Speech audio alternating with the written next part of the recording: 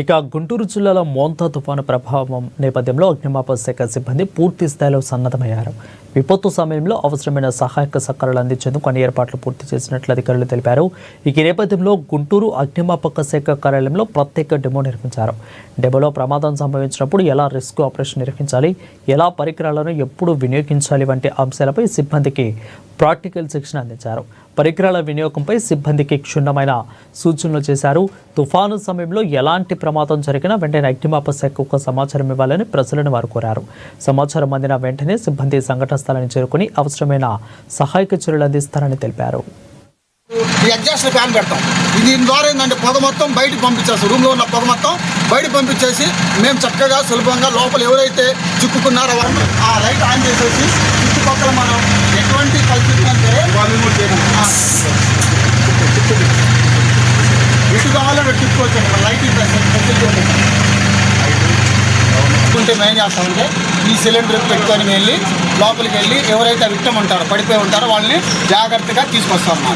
ఇంట్లో మనకి ఎయిర్ ఉండదు అనమాట, న్యాచురల్ ఎయిర్ మనకి దాదాపుగా అన్ని 5 స్టేషన్స్లో అలర్ట్ మెసేజ్ ఇవ్వడం జరిగింది.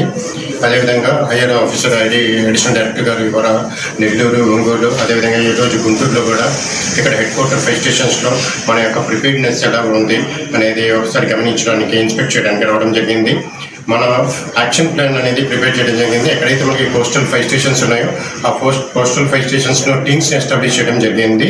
ముఖ్యంగా బోట్ రెస్క్యూ టీమ్స్, అదేవిధంగా search and rescue teams, book cutting teams, ఏమైనా మన సైక్లోన్ సంబంధించిన రెయిన్ఫాల్లో ఫ్లడ్ రెస్క్యూ కానీ, లేదంటే ట్రీస్ ఏమైనా చెట్లు కానీ పడిపోయి హైవేస్లో మనకి అడ్డంకుల్లో ఏర్పడినప్పుడు ఆ ట్రీ కటింగ్ చేసి ట్రీ రిమూవ్ కూడా చేయడం, రోడ్ క్లియరెన్స్ చేయడం అనేది జరుగుతుంది.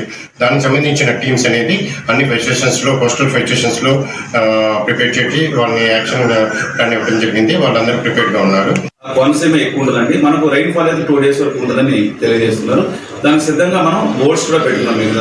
ఇన్ఫ్లేటబుల్ రెస్క్యూ బోట్ అంటే ఇది స్టేబుల్ వాటర్, ఫ్లో వాటర్లో కూడా మనం ఈజీగా మనం వెళ్ళి ఎవరైనా చిక్కుకున్న వాళ్ళకి మనకు కంప్లైంట్ వచ్చినా కాల్ వచ్చిన వెంటనే మనం సిబ్బంది వెళ్ళి రెస్క్యూ చేసి తీసుకొస్తాం. దానికి సిద్ధంగా ఉంది. ముఖ్యంగా మా డిపార్ట్మెంట్ రెస్క్యూ ఆపరేషన్స్, అది పోస్ట్ ఆపరేషన్ ఎక్కువగా ఉంటుంది. ప్రీ ఆపరేషన్ ఓన్లీ ప్రిపేర్నెస్ ఉంటాం మేము. Any incident respond revenue or police or public ఎవరిదైనా కాల్ వచ్చినా ఇమ్మీడియట్గా మనం రెస్పాండ్ అవుతాం. మా అగ్నిమాపక రౌండ్ ది క్లాక్ పనిచేస్తుంది.